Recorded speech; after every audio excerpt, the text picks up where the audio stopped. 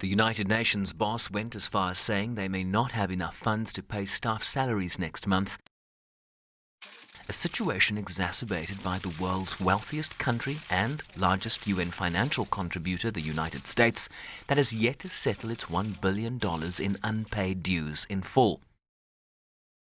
Facing a severe financial crisis. To be more specific, a severe liquidity crisis. The equation is simple. Without cash, the budget cannot be properly implemented.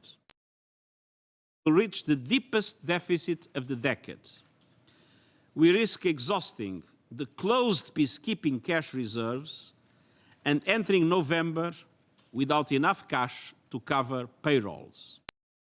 Random Centre managers, the UN boss laid out a series of emergency measures that include limiting official travel to the most essential activities, scaling back events that happen outside official office hours and on weekends, expenditure limits that include no new furniture or IT purchases, limits on new hires, while air conditioning and heating to be reduced outside the official workday. Work and our reforms are at risk.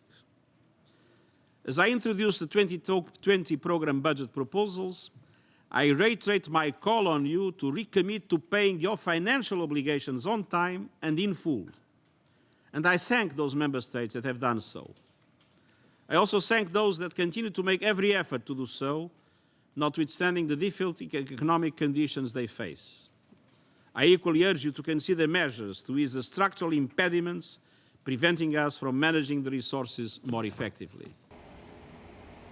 Additionally, escalators to floors already serviced by elevators have been shut down, while the Secretariat fountain, paid for by US school children and opened in 1952, has also been turned off.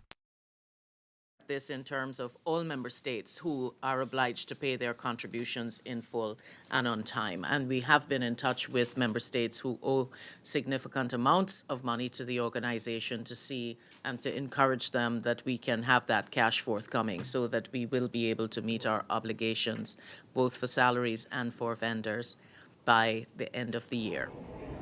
Senior management has indicated that severe liquidity issues have become dire, with a growing downward trend, placing pressure on reserves despite measures taken to reduce expenditures.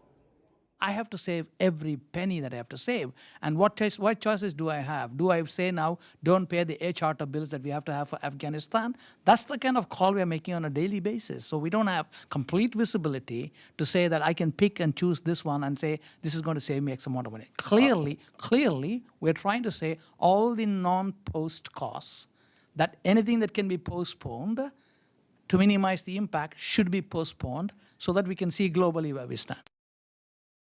Paid its budget dues of just over $7.5 million in February, while China, the second largest UN financial contributor, paid its $335 million dues in May.